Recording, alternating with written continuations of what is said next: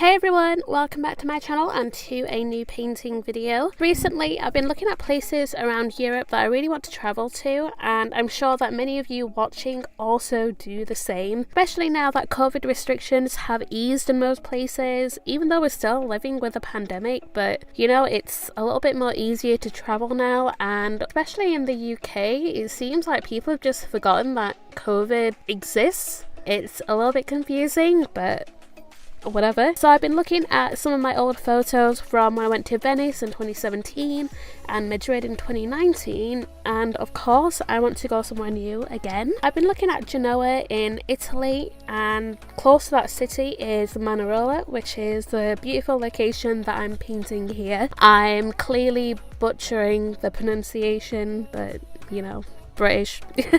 I've seen a few photos of this location and it honestly just looks so beautiful. Oh my god, I'm recording this and there's a cat crossing the road right in front of me.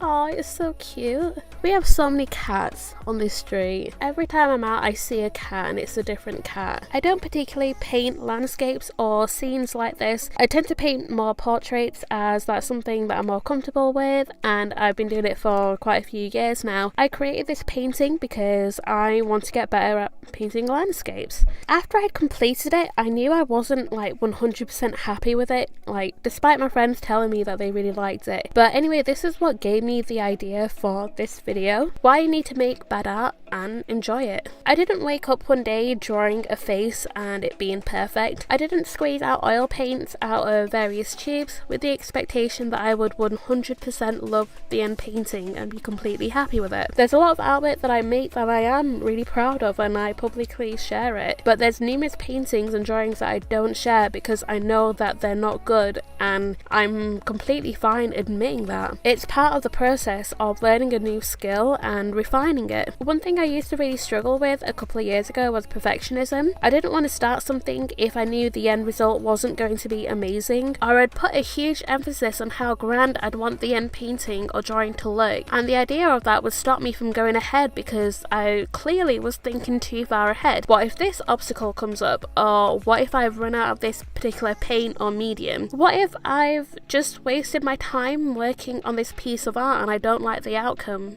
I could have spent that time doing something that I knew would have worked out. And I'm sure I'm not the only one who has thought like this when it comes to trying a new hobby or like trying a new career path, because eventually, you know, we want to be rewarded for the time and effort that we put in, and maybe this is also a fear of failure. But the thing about that is, like, we don't know what the outcome of anything is unless we actively give it a try. Back to getting over our ideas of things being perfect. The only way we can progress is by actually completing the tasks that we start. A lot of us, we tend to start projects or give ourselves goals, and sure, you know, we work on them for a few days or weeks until maybe we start to realise that it's not going as great as we hoped. Like, this particular painting isn't looking the way that I wanted, and it's not up to the same standard as my other ones. And a lot of us tend to give up when that realisation hits us. So how do we combat that? How do we get over the idea that things need to look or be perfect, because otherwise we're going to stop? The main thing for me is to finish what I've started. Even if the end result is nothing like how I wanted it, or if the painting just looks dog shit, just write it out, complete it, and then evaluate it. What did I do wrong? What could have been better? What things do I like about it? And then from this you can take all of these factors and apply it to your next project. For example, in this particular painting, like, I realised that I used a lot of shadow between the tomatoes, and